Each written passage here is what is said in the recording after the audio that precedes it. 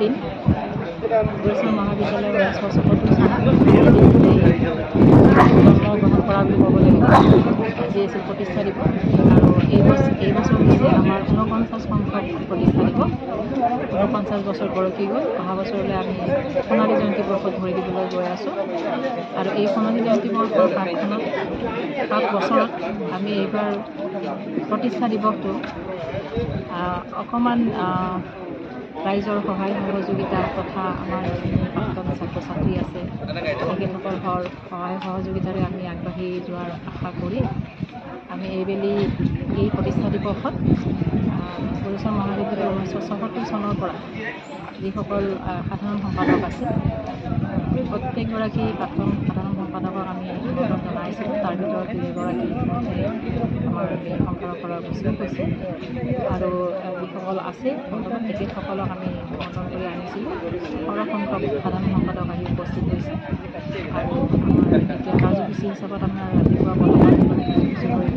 এই বছৰ ৪৯ সংখ্যক প্ৰতিষ্ঠা দিৱসৰ লগত সংগতি ৪৯খন পতাকা আমি উত্তোলন কৰিলোঁ আৰু সেই পতাকাসমূহ প্ৰাক্তন সাধাৰণ সম্পাদক তথা আমাৰ প্ৰাক্তন ছাত্ৰ ছাত্ৰী সংস্থাৰ যিসকল ভূতপূৰ্বীয় লগতে গুৰুচৰণ মহাবিদ্যালয়ৰ জন্মলগ্নৰ পৰা যিসকল ব্যক্তি জড়িত হৈ আমাৰ মহাবিদ্যালয়খনত সহায় কৰি আছে সেইসকল ব্যক্তিৰ দ্বাৰাই আৰু যিসকল সমাজকৰ্মী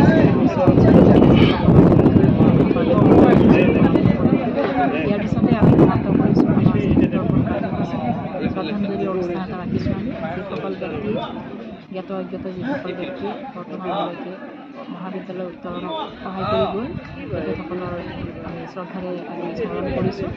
তাৰপিছতে আমাৰ প্ৰতিষ্ঠাপক অধ্যক্ষৰ প্ৰতিমূৰ্তিত মাল্যাৰ্পণ কাৰ্যসূচী এটা আছিলে। সেই কাৰ্যসূচীটো সুন্দৰভাৱে সুকলমে পাৰ হৈ গৈছে।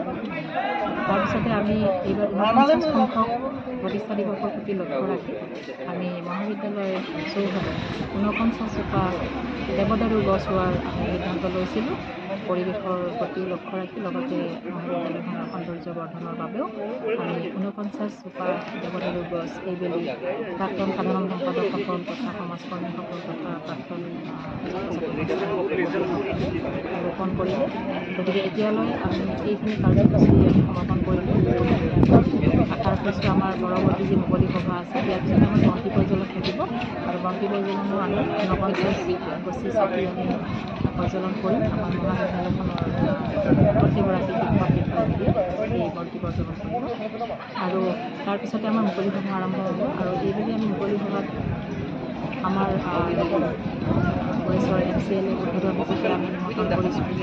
তাৰপিছতে আমি এগৰাকী বিশিষ্ট ব্যক্তিক এইবাৰ ফাউণ্ডেশ্যন ডে'ৰ প্ৰতিষ্ঠা দিৱসৰ বক্তৃতা ৰাখিবলৈ তেখেতক আমি নিমন্ত্ৰণ জনাইছোঁ আৰু তেখেতে কথা হিচাপে আহি পাব অলপ পিছতে। তেখেত হৈছে বিশিষ্ট লেখক সমালোচক